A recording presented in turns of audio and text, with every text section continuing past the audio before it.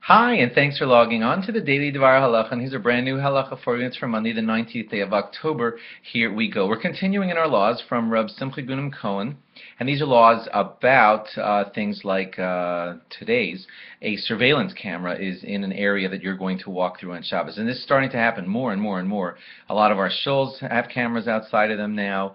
Fancy homes do. Any big buildings that you go into on Shabbos. So you have the issue that you're walking through an area and the surveillance camera is picking you up. So electronic things are happening as you walk through that area. An electronic vision of you is on that screen because of your walking through there. So based on the poskim that we had quoted to you in an earlier halach, I think it was yesterday, it would be okay for you to walk by those surveillance cameras because you're just plain walking. You are doing absolutely nothing. You have no intention for anything. You don't need or want that surveillance to be surveying you, and therefore you just continue your walking and it's considered totally fine.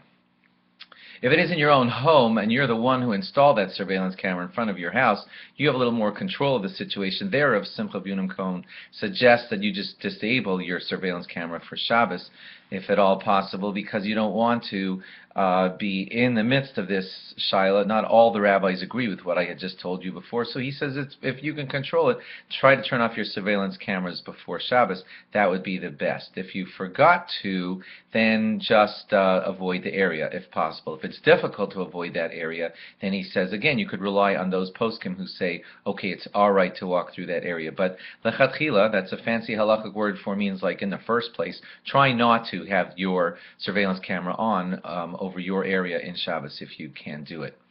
Now back to alarms for a moment. If you know that opening the door of your home will activate lights, lights will flash on and off when that door opens, then it's best for you to just disable that system before Shabbos.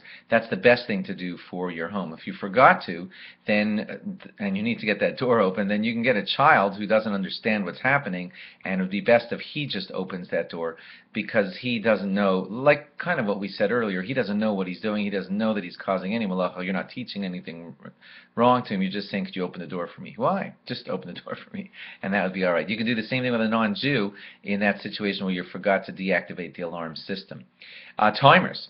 Rav Moshe Feinstein Zatzal was very strict and said that you should never be adjusting any timer on Shabbos. If you want to have that light stay on a little longer and you just feel like moving the pin, or you want it to go off earlier and you just want to move that pin again to have it go off earlier, you're not allowed to do that on Shabbos, says Rav Moshe Feinstein and many other poskim. You could instruct a non-Jew to do that, and that would be okay, but you cannot adjust the timer. It's also a muktzah problem, but more serious than the muktzah problem.